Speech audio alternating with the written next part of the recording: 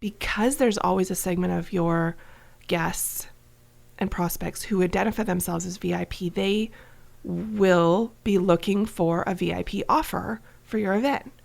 So when you're selling tickets, I never want you to overlook creating a VIP offer. And a VIP offer is not different. It's not that different. It's just adding a few additional things. How are entrepreneurs like us daring bravely to build a stage, ditch the sweatpants, and step up to the mic? How do we create our own transformative events so we can get our message out into the world in a bigger way that's not only profitable, but it's actually something we can be proud of? That's the question. And the answers are inside this podcast. My name is Sarah Pfeiffer. Welcome to Green Room Central. I totally overdid it yesterday. I was starting to feel better from the COVID, and I cleaned house all day, and now I feel like I've been run over by a truck. And no, my voice still doesn't sound better, but I feel better from a pandemic standpoint. Anywho, I have a bad back, and anytime I overdo it with manual labor, I feel it. And I now have it feels like I have arthritis in every single joint in my body. I very promptly went to the chiropractor this morning, first thing. Okay, that's not what this podcast is about. This podcast is about VIP experiences. So in daily life, it's rare that we identify as VIP, that we go out of our way to choose to stay at the highest end hotel, or book the fanciest Airbnb, or buy the VIP backstage pass to a concert. Those are rare things for us, right? Well, I think when you're in an event scenario and you're basically pooling people's money to create this experience for them, you have you're in this unique position then where you have a little bit more money that you're playing with than typical if it was just one person.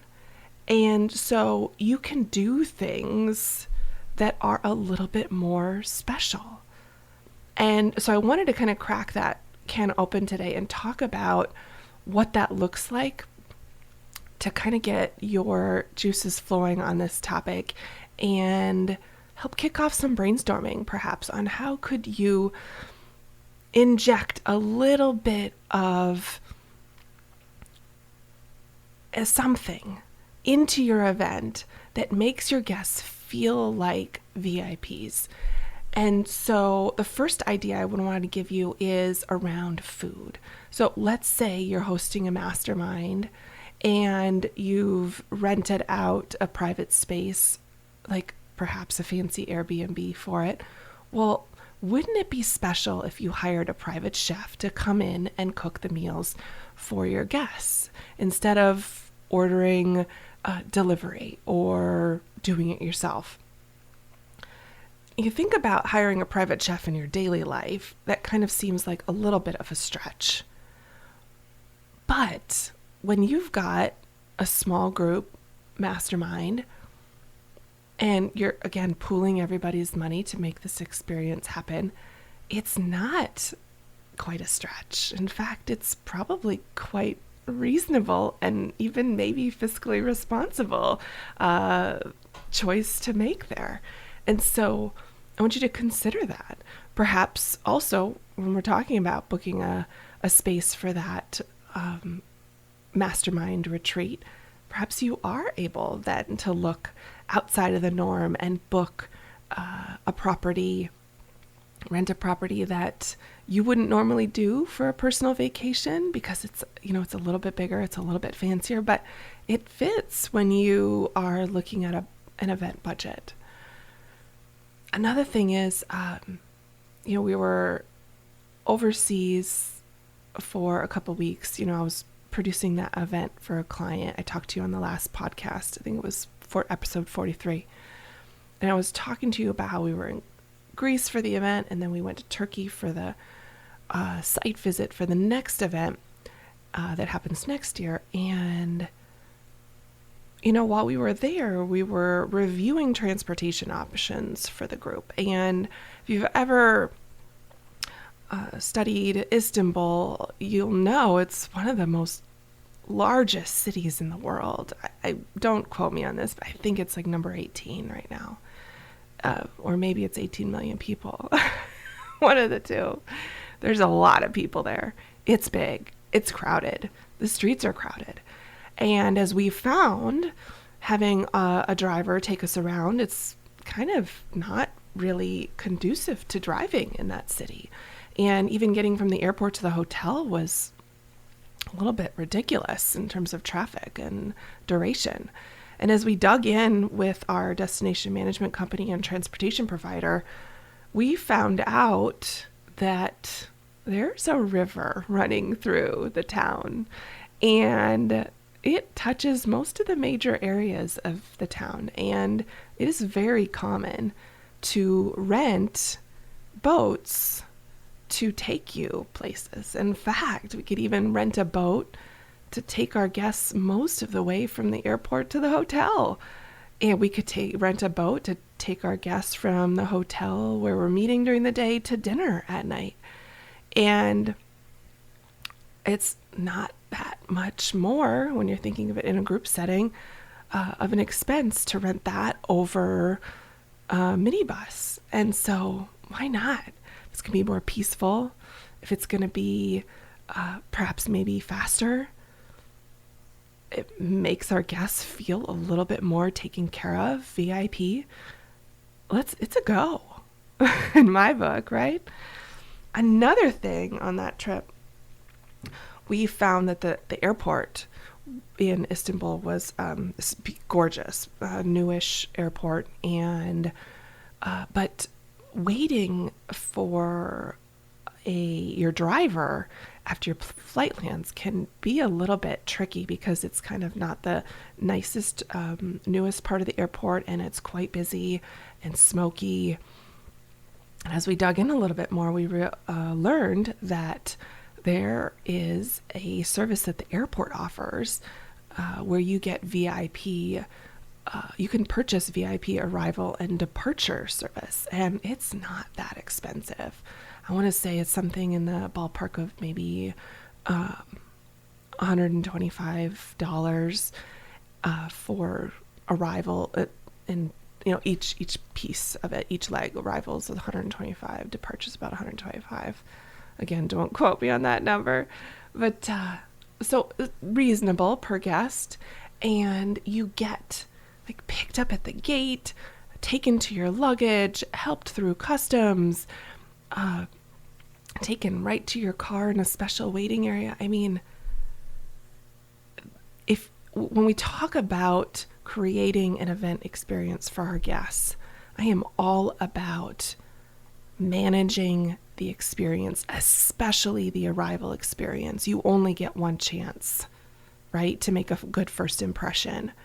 And so if we could spend just a little bit more and know that our guest is going to feel so taken care of after a long travel day, and know exactly where they're going and feel safe and healthy, not covered in smoke in the outdoor waiting area like we were, then I say yes. I'm all in. So those are just a few examples. Another one I thought of was, if let's say you're going to take your group to Disney World. Well, Disney offers private VIP tours. When you look at the price, somewhere in the $400 to $800 an hour range, and they have a minimum number of hours, but to have a VIP tour guide take you door to door, cut through the lines, all the things, it seems it's a little high when you think about it for a single family. But when you're considering that they take groups of 10 in this way, and let's say again you have a small group mastermind, and you could get a few of these groups going and be able to save your time yourselves time waiting in line, have a more enjoyable experience, seeing more attractions, why not? And stuff like that is available in more places than we think. And it just takes asking the question to find out.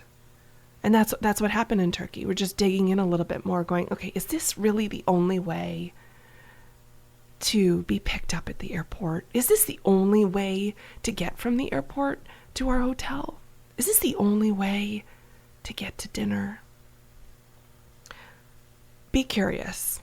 That's kind of the underlining theme here. I think you can see that. Be curious. So that's all about kind of stirring the pot, getting your juices, your brainstorming juices flowing on how could you create experiences that feel a little bit more VIP for your guests. Now, I also don't want to leave this out of an episode on VIP and say that there will always be a portion of your audience, the guests coming to your event, the prospects looking at investing in a ticket to your event, that identify themselves as VIP. Fact. Okay? And for someone like me who doesn't always identify themselves as VIP, it was a little bit of a harder concept for me to grasp, but now that I've got it, I'm all in and I'm not looking back. What I want you to know is, because there's always a segment of your guests and prospects who identify themselves as VIP, they will be looking for a VIP offer for your event. So when you're selling tickets, I never want you to overlook creating a VIP offer. And a VIP offer is not different. It's not that different. It's just adding a few additional things. And you don't have to throw all the things at the VIP offer. Pick 3. Maybe it's a special piece of swag item they get to pick up at the event. Maybe it's a mini course that you give them access to. Maybe it's a happy hour at the event that they get access to and other people don't. You don't have to do all the things, and definitely don't give every ounce of yourself to this VIP offer, because it doesn't require that. Maybe it's priority seating.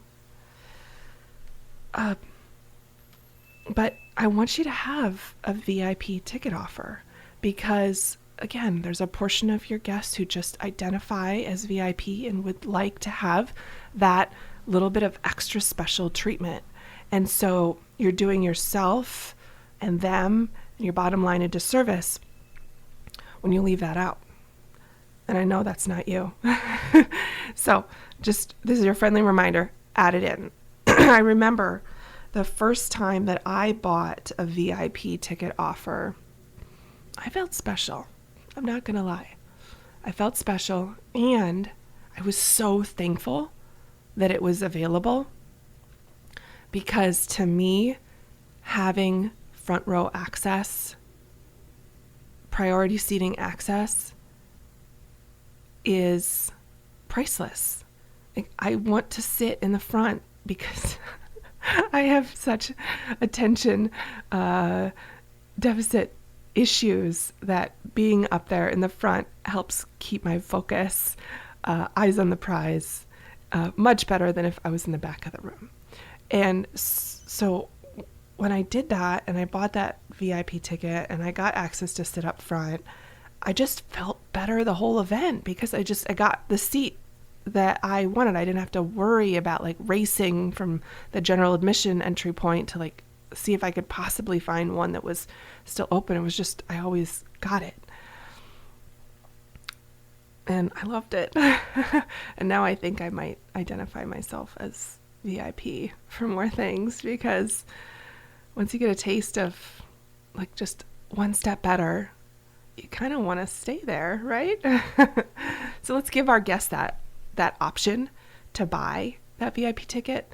And then let's see how we can surprise and delight our guests with VIP experiences that they wouldn't ordinarily have access to. I remember back in my corporate event days, we had larger sized groups, and we were able for one of the evening events to rent out a portion of a theme park. I think it happened to be, we were in Florida at the time, so it was a portion of Universal, and it included like some fun rides and the Harry Potter section, and that was before I'd read the books and before I knew what I was looking at. Now I would think it would be really cool now that I've read all of this series. I digress. It felt fancy. It felt special to be able to go on a ride and never have to wait in a line, and to just have the whole place to ourselves. And there's so many ways that we can give that feeling of, I just feel special, and I'm connecting that to the host of the event. Like, they did this for me. And that builds that know, like, trust even more. It builds that intimacy. And that is the goal when we have these events. So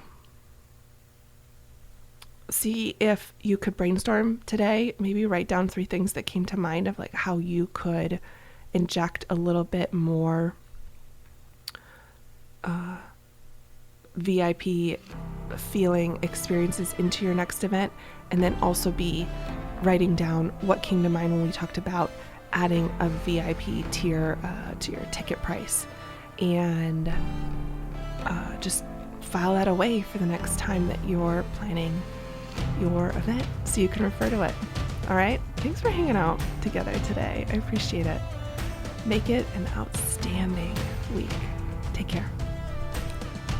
Thank you for listening to the Green Room Central podcast. If you loved this episode, then please take a screenshot on your phone and post it to Instagram.